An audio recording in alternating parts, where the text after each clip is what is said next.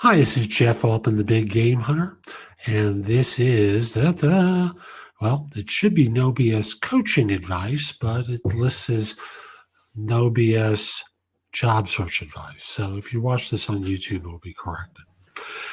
I'd like to spend some time each day at noon trying to help people play bigger and providing advice to individuals, whether it's individuals or organizations, about playing their professional and personal games bigger.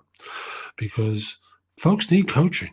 At the end of the day, people are making way too many mistakes by trying to tough it out and do it by themselves, and there's no need to do that. So, if we're joined, then I'll have someone grab a seat and we'll do a blab that way. Otherwise, I'm just going to do a quick little lecture here or have a quick fireside chat talking about a call I was just on for a mastermind I'm involved with. Now, we have 8 of us who get together weekly on Friday mornings, and we spend about an hour with one another. And the mastermind here was about, each of us working on particular objectives that we have personally and professionally. One of the people on the call had an interesting observation. He's trying to go into business for himself. And for now, he's a contractor to a number of different organizations. And interesting guy, very smart. And he's a great employee, but he struggles looking out for himself, looking out for the entrepreneurial part of himself.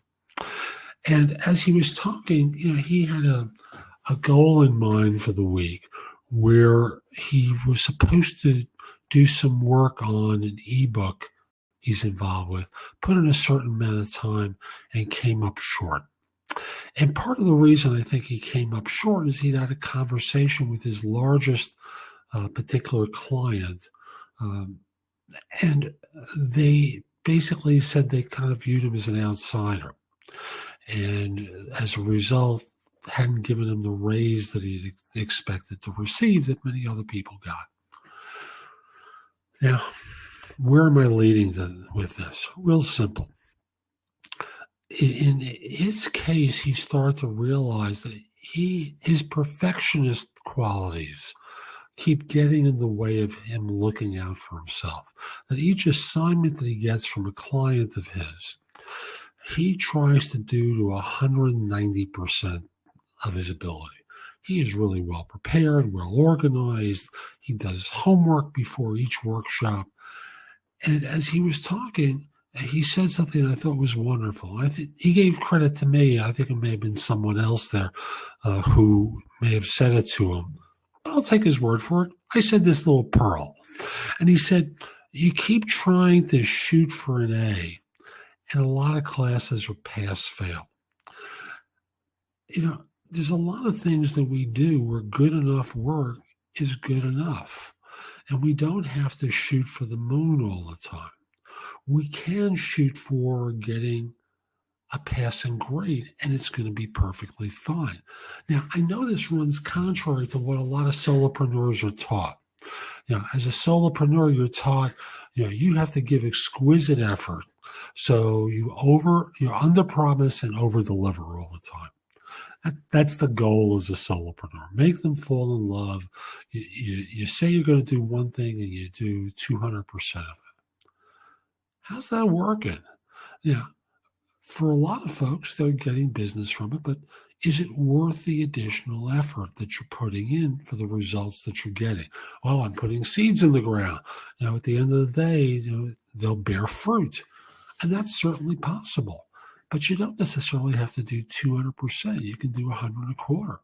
You can do 100%, damn it, and wind up in a situation where you look great to the client. You've done terrific work.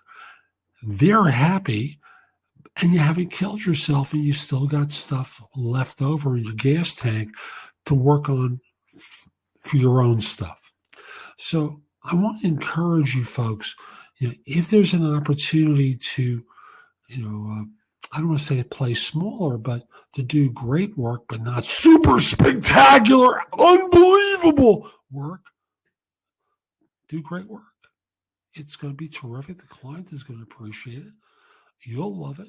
And you're not going to leave all your energy behind and not be able to look out for yourself or your family.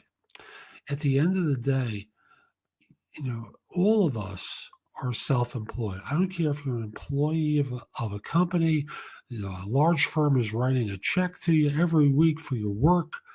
Makes no difference. You're still self-employed. And you have to think like a self-employed individual. As a self-employed individual, you're looking out for your own instincts, your own needs. You're the chairman of the board of your own company, and your shareholders are your wife, husband, partner, kids, or kid or kids, and you have to look out for their interests. And if you have nothing left in the tank afterwards, it's not going to be a lot of fun for you. You're not going to get as much done. So remember, you're the chairman of your organization. In my case, let's say it's the Altman organization. That's my last name. So, recognize you're the chairman of your own firm. You have to look out for your own instincts and not do too much. I'm Jeff Altman. I'm going to say very simply, I hope you enjoyed this. I'll be back on Monday with more advice for you. Have a great day.